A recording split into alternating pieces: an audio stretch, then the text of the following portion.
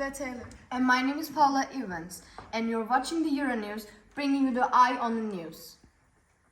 Unfortunately, today we are starting with the news of a fierce wildfire in London, which have led to 16,000 people being forced to flee from their homes. The flames ravaged around 200 homes in the 100 square kilometer evacuation zone. The Williams is the one of inhabitants who lost their house and car in the wildfire and got stuck in the burning forest. Every summer, the William family goes to their country house in the forest, but of course they did not imagine that this summer vacation will be a disaster for them. On the third day of their vacation, wildfire broke out in the forest and spread too quickly due to strong wind and dry weather. Firefighters battled the blazes throughout the night to extinguish hot spots in the fire that started near the Williams country house. Rebecca Jones from Euronews is now with the Smiths family. Let's connect to her and learn more. Rebecca, can you hear me? Yes, Julia. Would you please ask Mr. William to tell their extreme rescue story and when they realized that their life was in danger? Mr. and Mrs. William, firstly, we are happy that you are and your family rescued safe and sound from such a fierce wildfire. Thank you. Would you please tell us more about that day? Thank you very much. It was the worst day ever for us. It was about 10 a.m. and my husband and I were in the living room. Suddenly our kids ran into the room and said they saw some smoke coming from the forest. We rushed outside and saw the dark smoke rising to the sky. I decided to go there and check it. I got on the car and drove just for 5 minutes and saw the flames.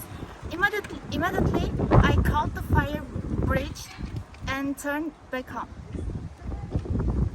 We couldn't imagine that it would spread so quickly. When the firefighters arrived, we could see the flames. It was like a nightmare and we were scared stiff. I thought we wouldn't be able to escape.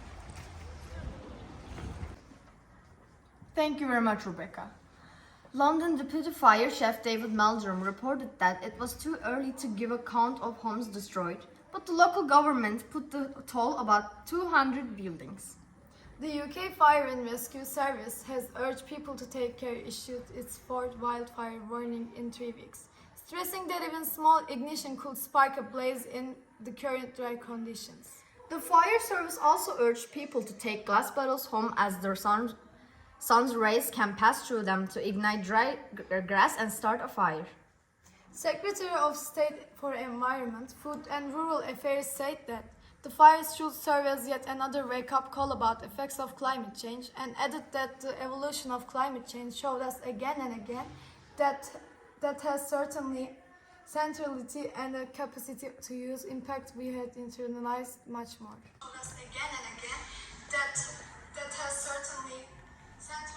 Everything they said about the climate change is true. The earth is overheating and there is no salvation for the third time. We heard about the wildfire this year in the different parts of the world.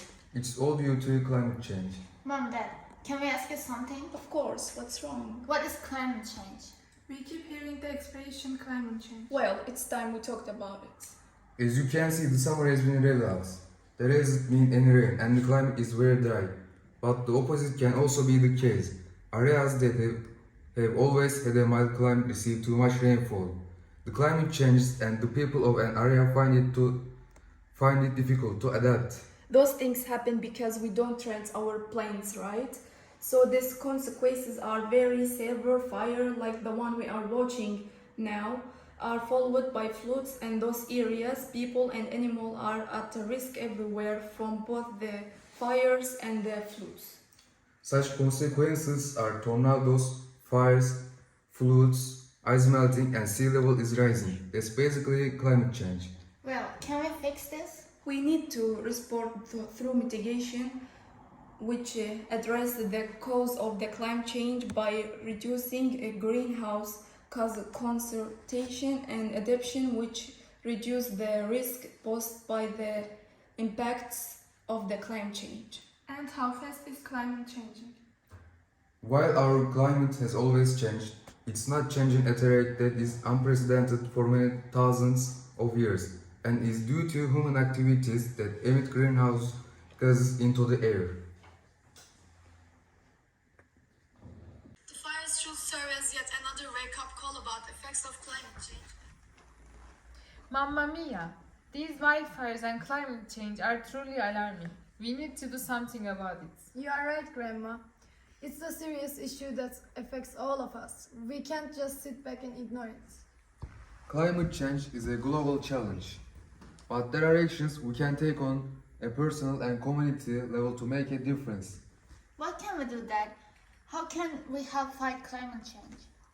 Well, Georgia, there are several things we can start doing right now. One important step is to reduce our carbon footprint. We can do this by conserving energy in our home, using energy efficient appliances, and turning off lights when not in use. And we can also make smarter choices when it comes to transportation. Instead of using car for short distances, we can walk, ride a bike, or use a public transportation. This will help reduce our emissions and improve air quality. Don't forget about waste too. We should recycle and compost as much as possible, and let's avoid single-use plastic items. They contribute to pollution and harm wildlife. Absolutely, Grandma.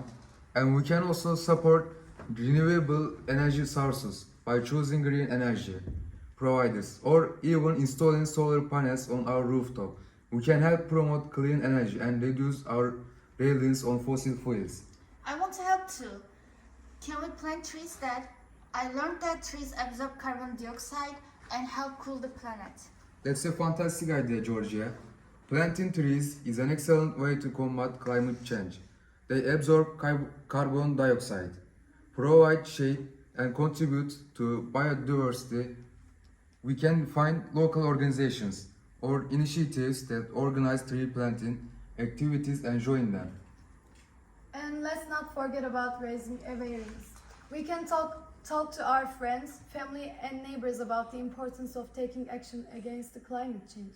Small changes in our daily lives can make big difference when multiplied by the efforts of many. See, together we can create a ripple effect of positive change. Let's involve our community schools and local authorities in discussions and initiatives to address climate change. Okay, then I'm going to start a green club at school. Where can we learn more about the environment and take action together? That's a wonderful initiative, Georgia. Remember, even the smallest actions can have a big impact when done collectively. Teenagers are the future of the world. I'm proud of you, Georgia. Let's all work together as a family and as a community to protect our planet for future generations.